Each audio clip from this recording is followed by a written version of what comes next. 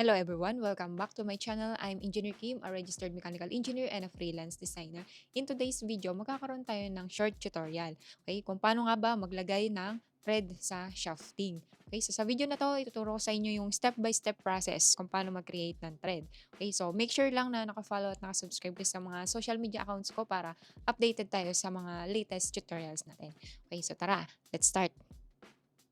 Okay, so i-open lang natin itong SolidWorks and then punta tayo sa part. Okay, yung first thing na gagawin natin is gagawa muna tayo ng shafting. Okay, so punta tayo dito sa front plane. Okay, lang natin. Then mag-start tayo ng sketch. So draw tayo ng circle. And then with a diameter of 16 mm. So laki lang natin, 16 mm. And then okay. And then extrude natin siya up to, so let's say 100.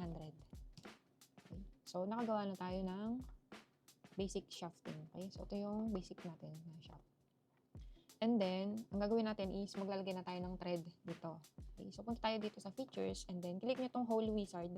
So, may drop down arrow dyan. Click nyo lang and then hanapin nyo yung thread. Meron ditong naka-indicate na thread location. Okay? So, i-click nyo lang saan ba kayo maglalagay ng thread. Okay? So, dito tayo maglalagay sa top. Then, i-click nyo lang siya. Yan. So, as you can see, meron agad na lagay na thread. So, i-modify natin siya. Okay? So, punta tayo dito sa end condition. Okay? So, ang gagamitin natin is blind. So, click lang natin itong blind. And then, yung distance niya. So, kung gaano kahaba yung thread sa shafting na gagawin mo. So, nakalagay dito is 10. So, let's say, gawin natin siyang 20. Okay? So, as you can see, nadagdagan siya ng distance, diba? Bumaba siya.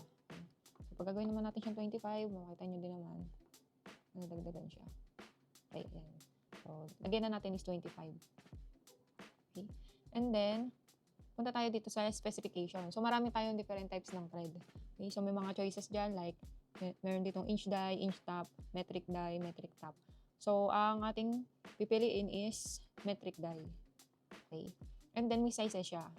So, depende sa diameter ng shafting mo, di ba? So, ang diameter ng shaft natin is 16 mm. So, hanapin natin dito yung M16. Okay? So, ito, nakita natin M16.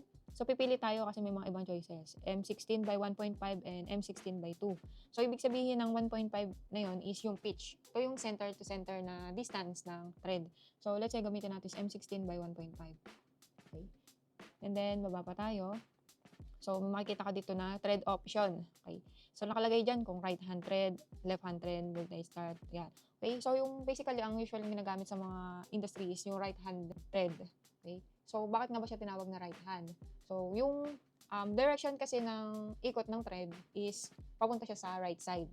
So, meaning, clockwise ang rotation ng thread mo. And then, kapag naman pinili mo tong left hand, so, ang direction ng rotation ng thread mo is counterclockwise. Okay? So, sa left side siya mag-rotate. So, piliin lang natin tong right hand thread. Okay? So, as you can see, meron na siyang thread. Okay? And then, i-okay lang natin. Okay? So, i-zoom in natin. So, makikita nyo, meron pang spaces on top. So, usually naman is, yan. So, may nakita tayo dito na space. Diba? Nakikita natin sa mga, in reality, diba, wala namang mga space dito. So, paano natin siya tatanggalin? Okay? So, balik tayo dito sa thread. Click nyo lang tong thread.